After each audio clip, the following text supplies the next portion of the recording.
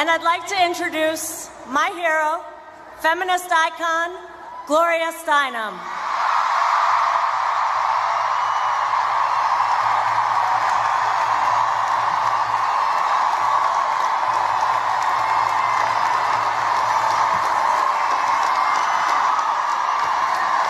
You look great. I wish you could see yourselves. It's like an ocean. Okay, I need to be short, okay? Okay. Dear friends, sisters and brothers, all of you who are before me today and in 370 marches in every state in this country and on 6 continents. And those who will be communing with us at 1 p.m. in 1 at 1, in a silent minute for equality in offices, in kitchens, in factories, in prisons, all over the world. I thank each of you, and I especially want to thank the hardworking visionary organizers of this woman-led inclusive march, one of whom managed to give birth while she was organizing this march. Who else can say that?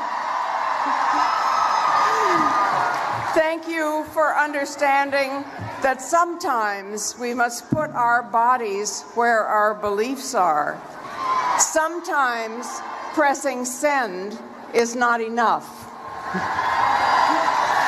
And this also unifies us with the many in this world who do not have computers or electricity or literacy, but do have the same hopes and the same dreams. I think that because I and my beloved co-chairs, the Golden Oldies, right? Harry Belafonte, Dolores Huerta, LaDonna Harris, all these great people, we may be the oldest marchers here today. So I've been thinking about the uses of a long life. And one of them is that you remember when things were worse. We remember the death of the future with Martin Luther King, with Jack Kennedy, with Bobby Kennedy, with Malcolm X.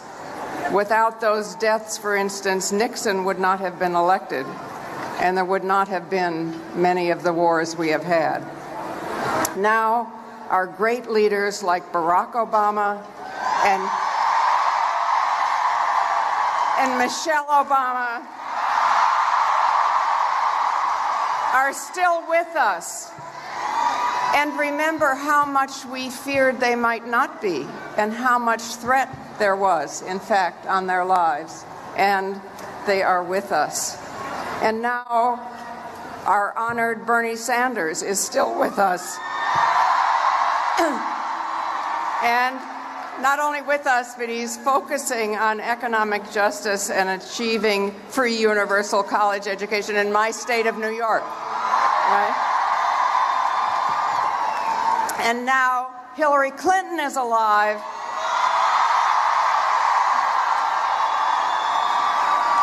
And definitely not in jail. She who told the whole world that women's rights are human rights and human rights are women's rights. So crucial when collectively violence against females in the world has produced a world in which for the first time there are fewer females than males. I'm not trying to deny the danger that this day initiates. Trump and his handlers have found a fox for every chicken coop in Washington, and a Twitter finger must not become a trigger finger. Some very experienced doctors of the American Psychiatric Association have publicly written to warn us that, and I quote, his widely reported symptoms of mental instability including grandiosity, impulsivity, hypersensitivity to slights or criticisms, and an apparent inability to distinguish between fantasy and reality, lead us to question his fitness for the immense responsibilities of the office, unquote.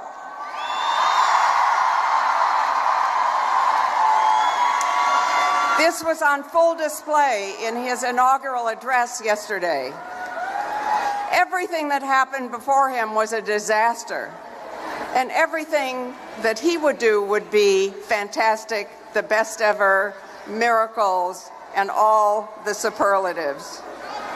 He also said he was with the people. Indeed, he was the people. To paraphrase a famous quote, I just want to say, I have met the people, and you are not them.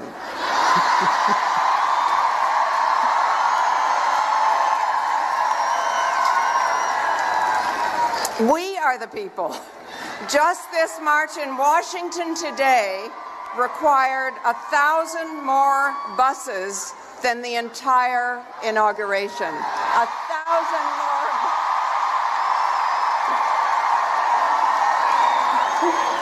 And I was just talking with people from our many sister marches, including the one in Berlin, and they asked me to send a special message. We in Berlin know that walls don't work.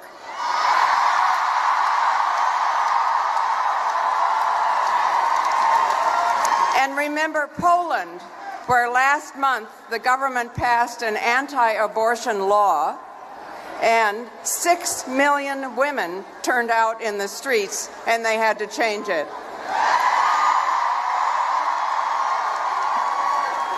We are the people. We have people power, and we will use it. You try all the power that you tried to eliminate. For instance, you tried to eliminate the Congressional Ethics Committee. You had to reinstate it, right? Because of people power. Because this is the upside of the downside. This is an outpouring of energy and true democracy like I have never seen in my very long life. It is wide in age, it is deep in diversity, and remember, the Constitution does not begin with I, the President, it begins with we, the people. So don't try to divide us. Do not try to divide us. If you force Muslims to register, we will all register as Muslims.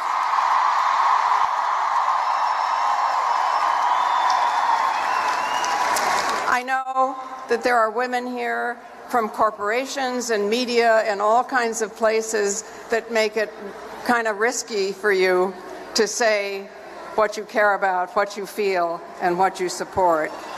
And there are women here, I know, who have survived a national and global sex industry that profiteers from body invasion. We are united here for bodily integrity. If you cannot control your body from the skin in, you cannot control it from the skin out. You cannot control your lives, our lives. And that means the right to decide whether and when to give birth without government interference.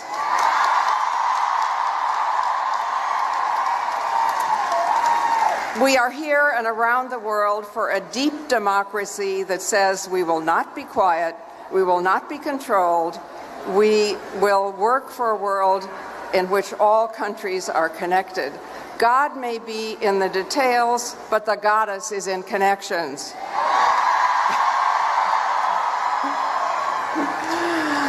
We are at one with each other. We are looking at each other, not up. No more asking daddy. We are linked. We are not ranked. And this is a day that will change us forever because we are together. Each of us individually and collectively will never be the same again. When we elect a possible president, we too often go home. We've elected an impossible president. We're never going home. We're staying together, and we're taking over. I thank you from the bottom of my heart. Make sure you introduce yourselves to each other and decide what we're going to do tomorrow and tomorrow and tomorrow, and we're never turning back. Thank you.